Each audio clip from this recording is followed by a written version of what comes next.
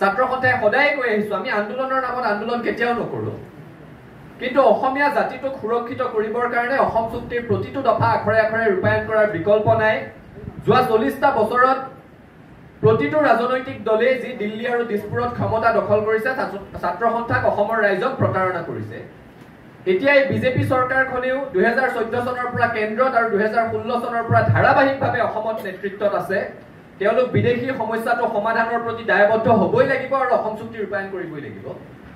14 চনত আহি কৈছিল যে 16 মেৰ পিছত তালি টুকুলা বান্ধি বাংলাদেশী যাব লাগিব 14 চনৰ পৰা এতিয়ালৈকে 10টা তেনেকুৱা 16 মে পাৰ হৈ গ'ল 11 বছৰৰ পাছত প্ৰধানমন্ত্ৰী গৰাকীয়ে আকৌ উপলব্ধি কৰিছে যে অবৈধ বিদেশী অনুপ্ৰৱেশকাৰীয়ে আমাৰ জনবিন্যাসৰ পৰিৱৰ্তন কৰিছে আমি কৈছো প্ৰধানমন্ত্ৰীৰ উপলব্ধি পলম হৈছে পদক্ষেপ ক্ষিপ্ৰ হোৱা উচিত দেৰি হৈছে শেষ হৈ যোৱা নাই জাতিটো এতিয়াও যদি কোনো কাৰণত অসম চুক্তি ৰূপায়ণ নকৰাকৈ পেলাই থৈ দিয়ে অসমীয়া মানুহক সাংবিধানিক ৰক্ষা কৱচ প্ৰদানৰ প্ৰক্ৰিয়াটো ক্ষিপ্ৰতাৰে সৈতে আগবঢ়াই লৈ নাযায় তেতিয়াহ'লে জাতিটোৰ ভৱিষ্যত অত্যন্ত ভয়াৱহ আৰু সেই কাৰণে সদৌ অসম ছাত্ৰ সন্থাই এই সংগ্ৰামৰ মাজেৰে আন্দোলনৰ কাৰ্যসূচীসমূহৰ মাজেৰে পুনৰবাৰ কেন্দ্ৰ চৰকাৰ ৰাজ্য চৰকাৰক সকীয়াই দিব বিচাৰিছো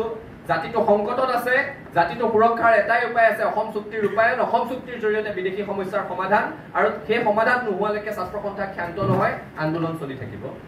মই সংবাদ